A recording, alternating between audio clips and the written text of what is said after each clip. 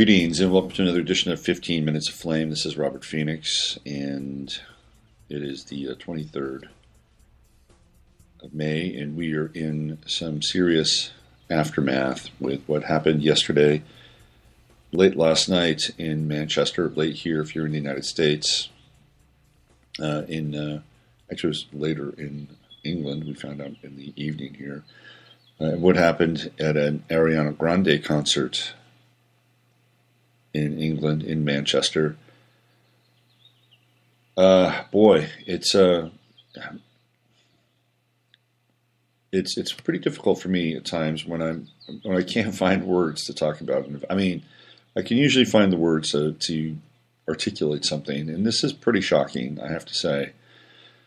Particularly since we've been involved in a number of false flags, hidden events where things happen and they happen beyond our prying eyes, and they happen beyond seemingly the reach of hundreds, thousands, millions at times of cell phone cameras. And a number of these events have been used to stoke emotional fires and move along bits of legislation and further an agenda. I don't think that happened yesterday. I think what happened was real. And, I don't think there's any debate. We got hit. We got absolutely hit with a major event. And the tragic thing about this event, including the loss of life, including the fact that it is basically young women. And you know who goes to these concerts with young women? It's their mothers. And so it really is just a complete, mule kick right to the first chakra. And about people not feeling safe. And about building a sense of mistrust into every single human now across the planet, because we live in a planetary culture. This is not a localized event. It's broadcast worldwide. So, of course, if you're living in a place like Lafayette, Louisiana, which of course had its own event, maybe I should use a different place. How about Fayetteville, Arkansas? How about that? If you're living in Fayetteville, Arkansas, and you've got an event coming to town and you're bringing your kids, what are you doing now? How are you responding to this explosive stimuli? Well, I can tell you right now, you're looking at the exits, you're looking around, you're looking for things on the ground. This is creating a vigilant society and a much more paranoid society as well. If somebody looks even remotely suspicious, guess what? They're going to get reported. And I guarantee you right now, it's not the suspicious-looking people that would be planning an explosive. It's the very unsuspicious-looking people. Good Rudamaya coffee. Get the day going. So this is part of the fallout of this event. Is that people, women, mothers, fathers, because it's 1 degree of separation from the father-son thing. What happens if it was at a sporting event, which is mostly fathers and sons, versus an Ariana Grande concert, which is mostly mothers and daughters? So fathers begin to think about that as well. So now we have a society, global society, that are looking over their shoulder. Their first chakras are getting squeezed like walnuts in a walnut crusher. This is not great at any level. There's nothing redeeming about this. About the only redeeming factor that we can begin to address is who did it. Who did it and why? And we may not like the answers, and you may not like what I may share with you today. In fact, I'll probably share it with you. You won't like it. Because in moments like this, when we experience real tragedy, real-time tragedy, real-time tragedy,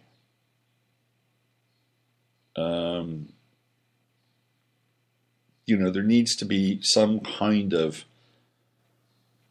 moment of recognition, some kind of breath in the activity of our experience, to notice, to understand, to give it some respect and some sacred recognition, even though the people that did it will have none of it. So let's try to break this down in a way that makes sense. Okay? Let's try to break it down. What was going on yesterday? What was taking place? Well, we had President Donald J. Trump flying into Israel. He'd just been in Saudi Arabia and had a great meeting, really great, with the Saudis. And publicly, they talked about Iran and how Iran is the nemesis of the Middle East.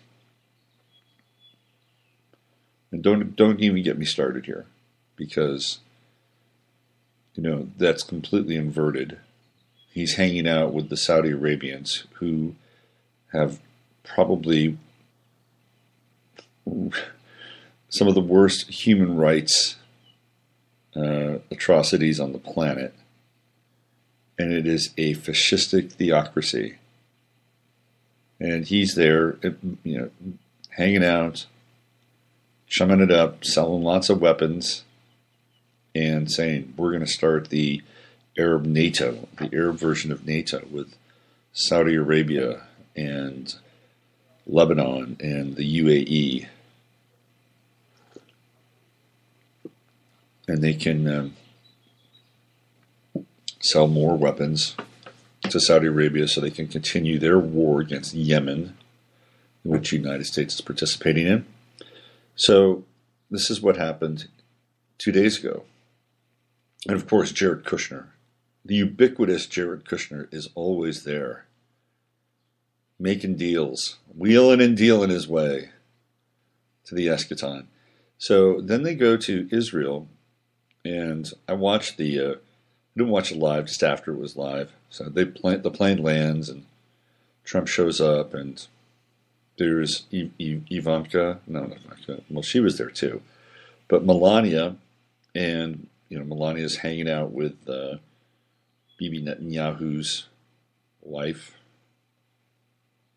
And they're doing their little tour, and they go to their little school where it looks very diverse. They've got one woman wearing a hijab, and they've got a few kids that look like they might be melanated. And they're outside, and they get gifts, and oh my God, it just looks like the beautiful little school experience. And so inclusive. And then Trump, I think it's before this, Trump does the wall. The only standing president who ever went to the wall. Everybody else went to the wall before they were president. Not Trump. He's got to be different. He's getting the spiritual instruction and looking fairly disinterested, to be honest with you. Yeah. Okay, get to the wall. And then he goes to the wall and does the wall thing, sticks his hand in that crack. I don't know what he's putting in there. A prayer, who knows? I don't know. And then it's on to his press conference with Bibi Netanyahu. And what's interesting to note is that the press conference took place at the King David Hotel. And the King David Hotel was the site of a massive bombing. And it was one of the turning points in grabbing the land and the nation state of Israel for the Zionists who were getting ready to take Israel by storm, and by 1949 would create a nation state. So that bombing that took place at the King David Hotel, it took place there, right where they were giving that speech. And I watched it, and wow, this is interesting. They're doing their press conference at that place, which was a turning point on the axis for Israeli independence and, quite frankly, terror. I mean, people were killed during that bomb. It was a terror event. So here we have another terror event taking place in Manchester on the same day that this is occurring, this event is occurring in Israel between Trump and Netanyahu. Now, is there a connection? Is there a symbolic connection between the two? Perhaps. If we're looking to connect dots, it's a very interesting dot to connect. Who profits from an explosion like this? Is it some extremist group? And to what end? To kill 13-year-olds, create more terror. You see where I'm going with this? I mean, there's got to be something else here. There's got to be a bigger piece of the puzzle, or more pieces to the puzzle that need to be fitted in. Meanwhile, in the United States, the Seth Rich thing is on fire. Pat Buchanan came out yesterday and called for no, it wasn't Buchanan, it was Gingrich. He called for a significant investigation into the assassination of Seth Rich. George Webb continues to do his daily podcast vlog of what's going on with Hillary and the DNC and Seth Rich and the Awan brothers, and that's going. So there's a lot happening. I mean, there's some serious tremors that are passing through the Democratic National Committee, and the word on the street is there are people that are freaking out. Okay, so there's that, and again, Seth Rich aside, I think there's a lot of high strange with Seth Rich that hasn't been answered yet. But that's going on, and people are talking about it. And now what are we talking about? Now, I'm not saying that the explosion took place so people would stop talking about Seth Rich and remove the focus and remove the attention. It is in effect, though. Because now it's going to be Ariana Grande and that concert and the aftermath and the shell-shocked parents and people of the city of Manchester, the country of London, yes, the rest of the EU and the world. And this will happen for a while, And so now what we have to do is we have to watch. We have to watch to figure out and understand where the links are. Where are the links? Well, if they try to connect this back to Iran, that should be a red flag. If somehow they find a passport of an Iranian national, it should be a red flag. Now they may say, "Well, this is ISIS-related, Daesh, whatever." Okay, and it could be. But what they're also trying to do with ISIS, and you need to understand this: the people that started ISIS are the United States, Turkey, Saudi Arabia, Israel, and MI5, MI6 in England. These are the progenitors of ISIS. They gave birth to ISIS. They have aided and abetted ISIS. They've enabled ISIS. So these are the creators of ISIS. What they will try to do is they will try to recast ISIS as being an arm of the Iranians.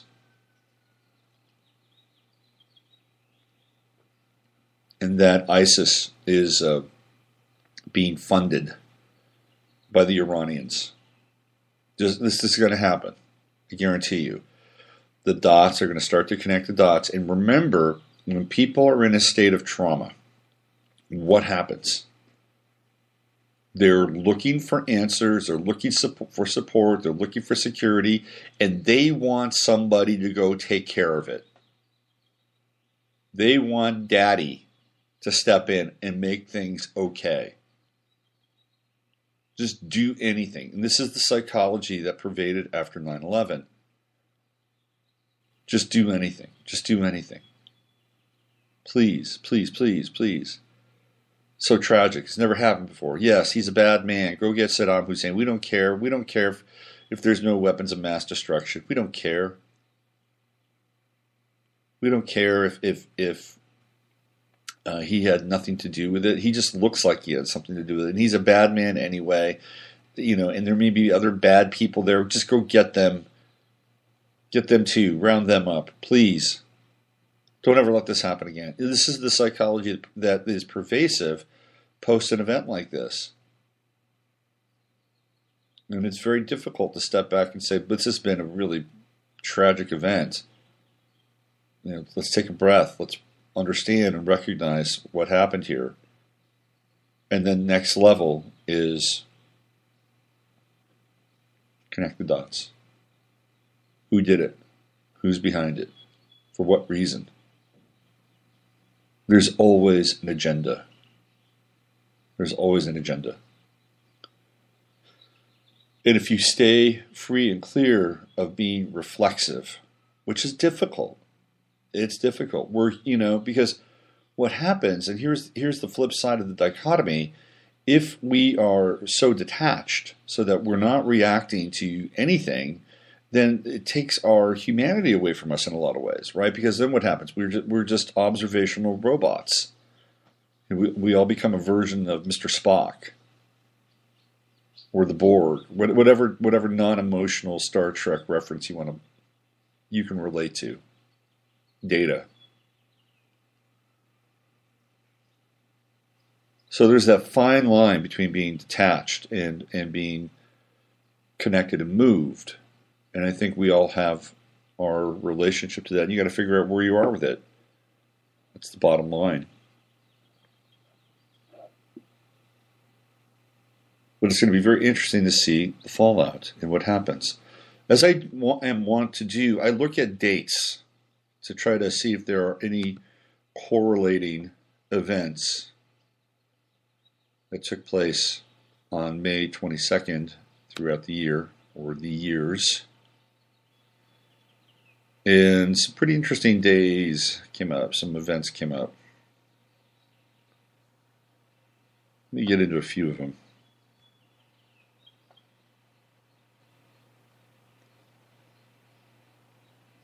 Probably, let's see, what was the one that really jumped out at me?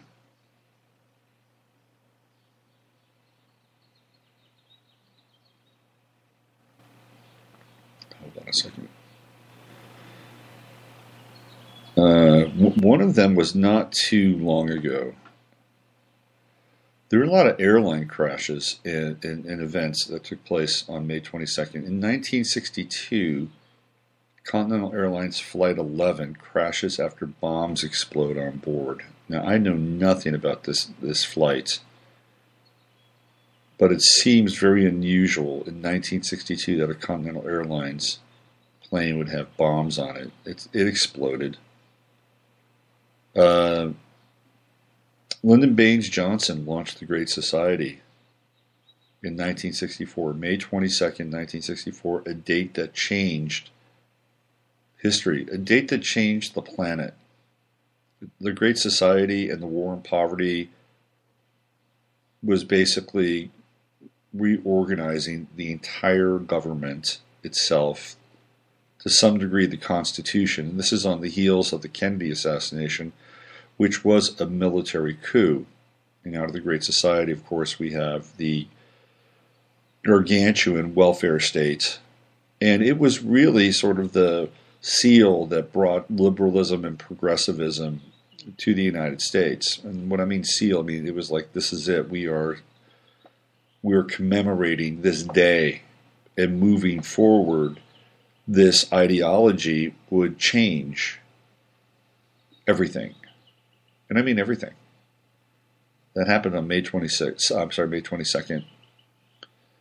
and that was in 1964. In 1968, the submarine, the USS Scorpion, sinks with 99 men aboard 400 miles southwest of the Azores. Interesting, the Scorpion. Let's see, what else? There was something here. Something else that I saw.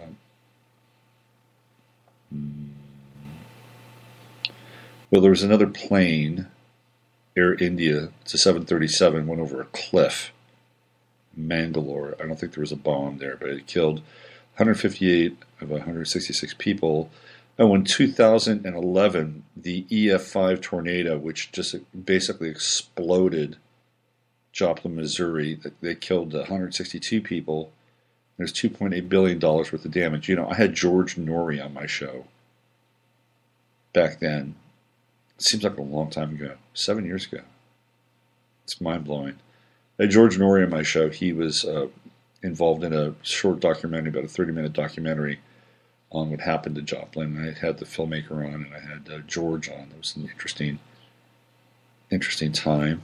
But there are people who I'm sure would say that that was a weather-controlled event. And if you look at the actual trajectory of the tornado, sure seems like it. Let's see, what else do we have here? Here's another explosion. It took place in 2014 in Urumqi, the capital of China's far western Xinjiang region. Killed 43 people. So the 22nd of May is a pretty explosive day. A lot of war stuff related to the 22nd. There was a huge earthquake in 1927 in China, 8.3, 200,000 deaths. It's a lot of dead people.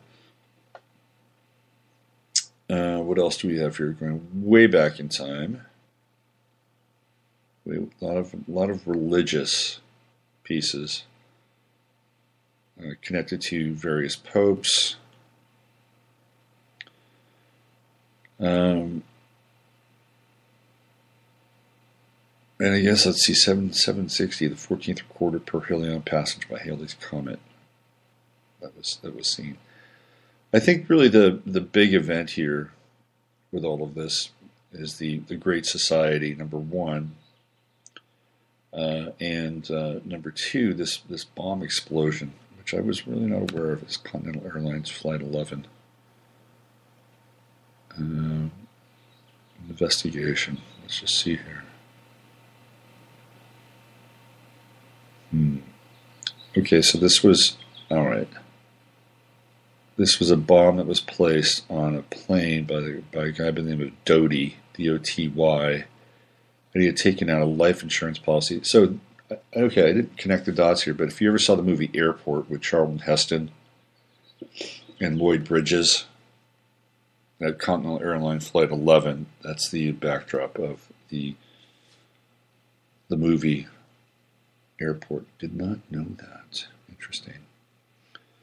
It's 9:24 here in Austin, Texas, South Central Austin, Texas, where we remain relatively safe amongst our thoughts and our feelings. These are explosive times. These are very, very explosive times. And then I'm not just talking about a bomb that went off in Manchester, England. These are explosive times for all of us. Each and every one of us. Inside of us, we are all potential bombs waiting to go off for various reasons. These are high pressure, high stake, high intensity times. We're being hammered all the time by the media. If you have any desire to have any semblance of peace around an election or a president, forget it. It's not going to happen. By the way, Daniel Estulin is making the rounds right now on a lot of talk shows. He's got a new movie out, a new documentary out about Bilderberg If you can catch any of his interviews, I would highly recommend them. He's one of the most informed people, I think, on the planet about what's happening globally. I was listening to his latest on Jeff Rentz last night, and he was on fire. Basically, what we're seeing is a war between two economic factions. It's the Rothschild versus the Rockefeller faction. And the Rockefeller faction has George Soros and Hillary Clinton and the Bushes and that cabal. And on the other side, the Rothschild faction has Trump. And he gets into this pretty explicitly and talks about what's going on. So there's a war happening. There's a war happening between economic models on the planet. And they will stop at nothing in order to get their version of their economic model, their socioeconomic model, drafted, enacted, and used as the global standard. So that's what's going on.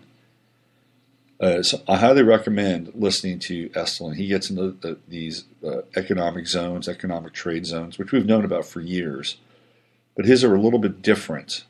And unlike the trade zones that were essentially mapped out and ascribed and were given a universal currency, these trade zones would be under the currency of the sort of the greatest currency at that time. You know, it's like, so if the trade zone consisted of North America, Canada, part of Mexico, and Australia, which is what he's talking about in this, then the dollar would be the currency that would be used. There's a whole South American, South Mexico, part of Africa, South Africa, which is part of another trade zone, and they would use the peso. So this is a very interesting idea, and it's not just an idea. I mean, Estelin's been studying this stuff for years, so this is kind of what's on the table. And it's basically, he's talking about the balkanization of the planet. And according to Estlin, there is ample technology that's out there for space travel. And really and we're talking secret space program. So what the goal here is to have extraplanetary travel and get off the planet and start to take people and seed other places. So he says that's the goal. Anyway, it's worth listening to. And what's happening is that the world is clearly in a state of transition. We have Donald Trump with Sun Uranus conjunct True Node Gemini, who basically is a functional schizophrenic and a disruptor. So this is what he's here to do. He's here to disrupt. And this is uneasy. People, need consistency. They crave consistency. They like to be able to get up in the morning and go to their tablet and see what the sports scores were. This is what people generally thrive on, and there's nothing wrong with it. What's happened now is that there is a significant amount of chaos that's been introduced into the system. And unless you can figure out how to surf the chaos, unless you can figure out how to deal with what's happening out there, in there, that's going to be very difficult. Very, very difficult. I think the biggest thing that we've got to watch out for is our own calls for fanaticism. Because it's really easy to get edgy and pushed out of shape and angry, especially when we've got these repressed parts of who we are and where we are, because those are going to get flushed out. And we're living at a point in time in the world right now, energetically, not even the world, take the world part away from it. Energetically, what you put out there is going to come back to you. It's going to come back very quickly. Trust me on this. So you got to be real clear on your motives. You've got to be really clear on your intentions. And you've got to be real clear on what's happening inside. Because if that is not resolved, then moving through this world and navigating through these very chaotic, turbulent, turgid times is not going to be easy. So a degree of calm is also in order here.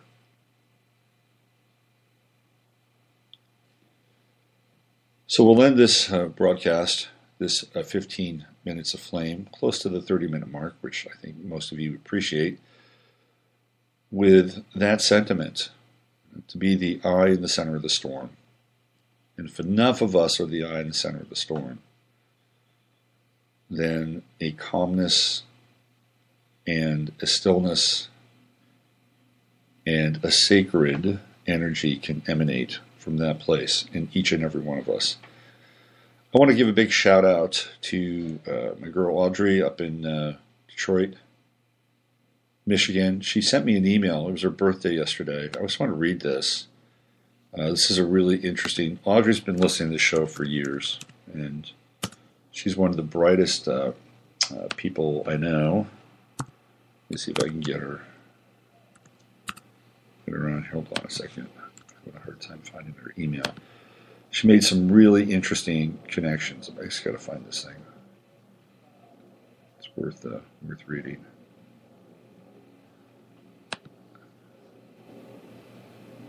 Okay.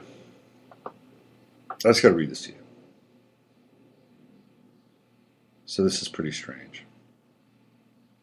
She said, I record SNL, which is such an exercise in futility because it's almost unwatchable, but I really pay attention to who the host and musical guests are in relation to current events. Not only is SNL a deep pit of occult symbolism / ritual and overall degradation agendas, but the musical guest date is definitely wrapped up in that artist's timeline. I've only been able to catch onto this because of the recent phenomenon of DVR technology, but I won't pass this off as a coinky-dink. When a musician dies that was on the show, NBC will replay that episode, usually right before the new SNL episode. It's creepy and a big emotion grabber, so I usually delete the episode unless I'm really curious about the performance and what I may notice post-death.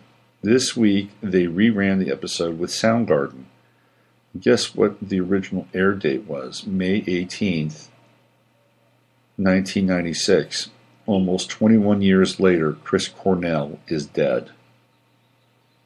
Isn't that strange? So the first time Soundgarden was on SNL was May 18th, and that's the day Chris Cornell dies. Host Jim Carrey was there. The only other SNL episode with a dead celeb saved on my DVR that I did want to revisit. I checked the original air date for that. February 1991. Whitney Houston, 21 years later, she's dead. Host, Alec Baldwin. Wow, that's pretty intense. And I got this piece sent to me by another listener last night, Joel, and he brought up something about, let me see if I can figure this out here. He sent me something with Podesta. And then he sent me this thing, Japanese 12-year-old girl wins on MMA debut. And Joel pointed out that was noticing the 12-year-old won an MMA fight against a 24-year-old. So here we go. There's that 12 and that 21 symbolism that we're looking at here 21 years later after the death of Chris Cornell, were the appearance of Soundgarden on SNL and the relationship with that same number 21. 21 is the number of the world in the major arcana.